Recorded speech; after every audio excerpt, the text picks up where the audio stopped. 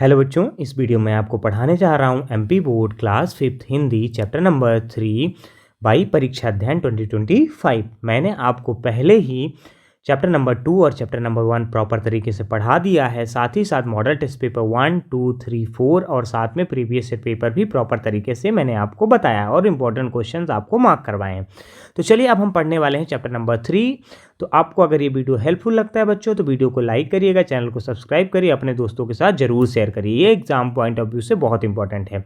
बहुविकल्पी प्रश्न का मतलब होता है टिक द करेक्ट ऑप्शन, जो कि हमारे 5 मार्क्स के पूछे जाते हैं, जो कि किसी भी चैप्टर से पूछे जा सकते हैं। तो आपको सारे के सारे चैप्टर प्रॉपर तरीके से क्या कर लेने हैं, लर्न कर लेने हैं। चलिए तो क्वेश्चन नंबर 1 से स्टार्ट करते हैं। ईश्वरचंद विद्यासागर दूसरे छात्रों को क्यों पढ़ाते थे? ताकि सारे बच्चे भी पढ़ने में तेज हों। इसका राइट आंसर क्या हो जाएगा? ताकि सारे बच्चे पढ़ने में तेज हों।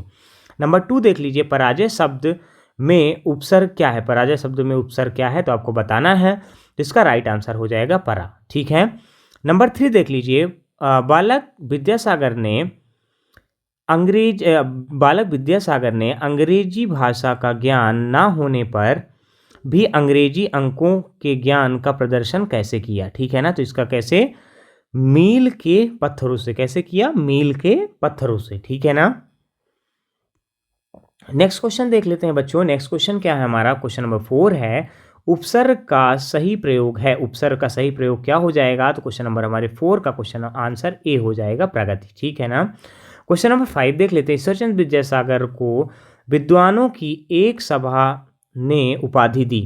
तो किसने दी थी? तो ये इसका राइट आंसर हो जाएगा डी नंबर, विद्यासागर की। ठीक है ना। ईश्वरचंद के पिता का नाम क्या था? तो ईश्वरचंद के पिता का नाम क्या था हमारा? ए नंबर हो जाएगा, ठाकुरदास। ठीक है।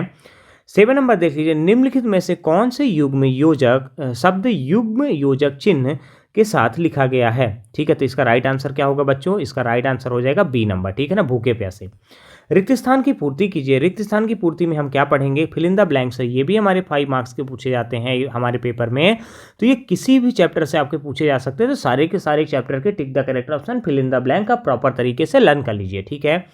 चलिए यहाँ पे आ जाते हैं, रिक्त स्थान की पूर्ति की बात करते हैं। तो पहला नंबर क्या है?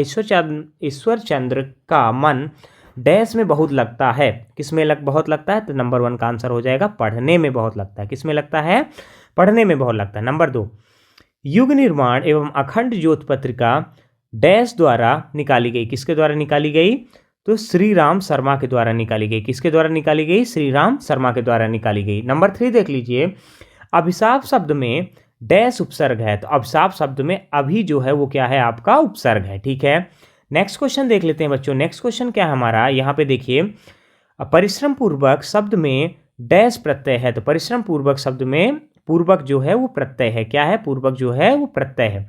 नंबर 5 देख लीजिए, दर्शन शब्द में ई प्रत्यय जोड़ने पर डैश शब्द प्रयोग होगा। तो क्या होगा? दर्शनी। वर्ड क्या आ जाएगा? दर्शनी आ जाएगा। ठीक है बच्चों। नेक्स्ट नंबर क्वेश्चन नंबर 6 देख लीजिए, पत्थर शब्द का तत्सम रूप है। पत्थर शब्द का तत्सम रूप क्या हो जाएगा?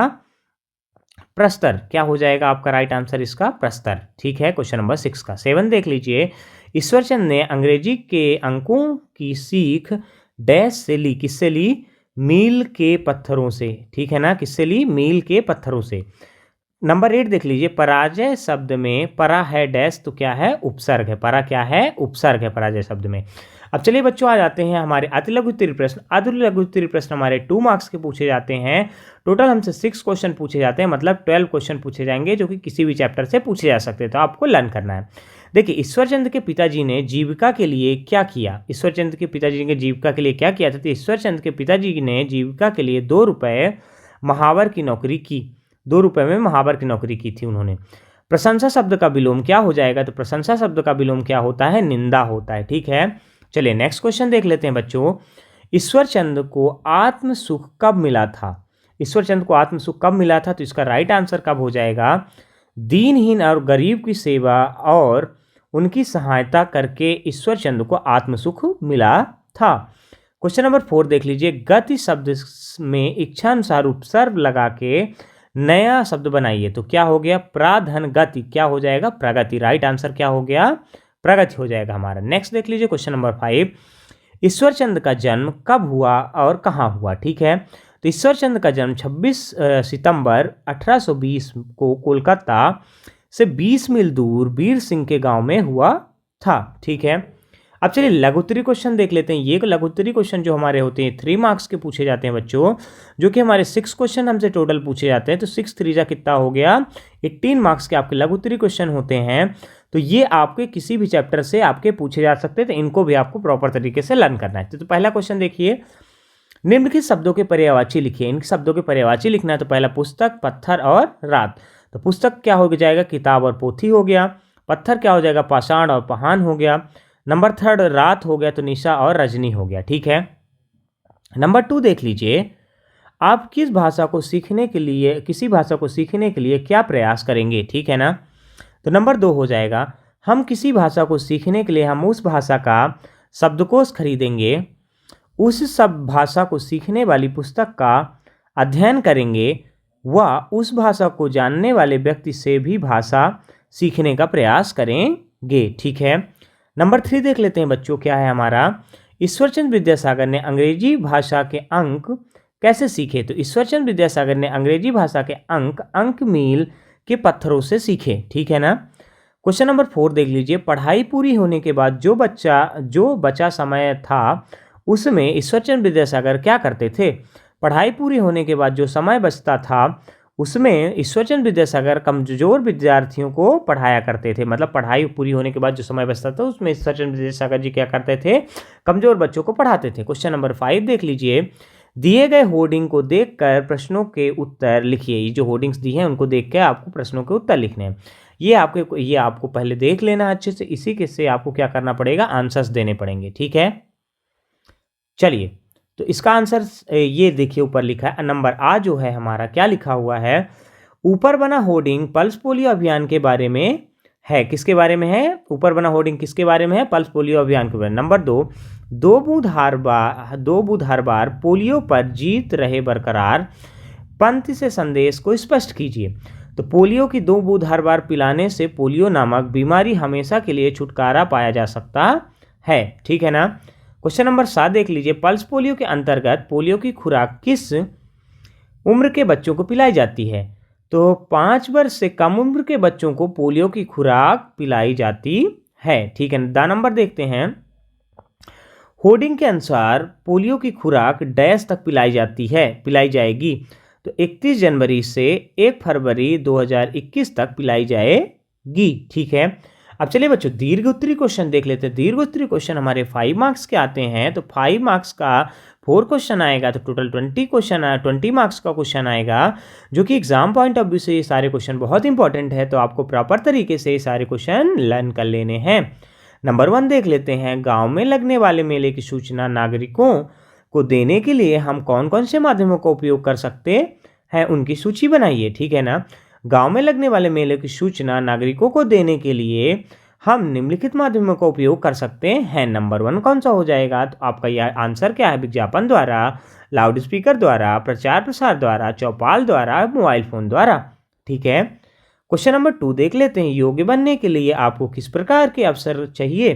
तो योग बनने के लिए आपको निम्नलिखित अवसर चाहिए। नंबर 1 है पढ़ने लिखने के पर्याप्त अवसर मिले। ठीक है, अच्छे विद्यालय में शिक्षा मिलनी चाहिए, पढ़ने के लिए पर्याप्त पुस्तकों एवं कॉपियों की व्यवस्था होनी चाहिए। हाँ, परिवार का पूर्ण सहयोग मिलना चाहिए, हमें योग्य शिक्षकों द्वारा पढ़ने का अवसर मिलना चाहिए। ठीक है ना। पर्याप्त धन की व्यवस्था होनी चाहिए, अन्य गतिविधियों में भाग लेने के लिए हमें अवसर मिलने चाहिए। ठीक है बच्चों, क्वेश्चन नंबर 3 देख लेते हैं, किन्हीं 3 समाचार पत्रों के नाम बताते हुए बताइए समाचार पत्र क्यों उपयोगी है। ठीक है, तो चलिए बच्चों इसका आंसर देख लेते हैं हम। 3 समाचार पत्र हमारे निम्नलिखित है। पहले दैनिक भास्कर, दैनिक हिंदुस्तान और अमर उजाला। समाचार पत्र की उपयोगिता, समाचार पत्र की उपयोगिता क्या है, समाचार पत्र हमारे लिए बहुत उपयोगी हैं। इससे हमें देश विदेश में घटित होने वाली घटनाओं की जानकारी प्राप्त होती है। इनको निरंतर पढ़ने से सामान्य ज्ञान में वृद्धि होती है तथा नए शब्दों का ज्ञान होता है, जिससे लिखने, पढ़ने और बोलने के कौशल का विकास होता है। होप करता हूँ बच्चों कि आपको ये वीडियो पसंद आया होगा। अगर आपको ये वीडियो पसंद आया है तो वीडियो को लाइक करिए, चैनल को सब्सक्राइब करिए, अपने दोस्तों के साथ ज़रूर शेयर करिए।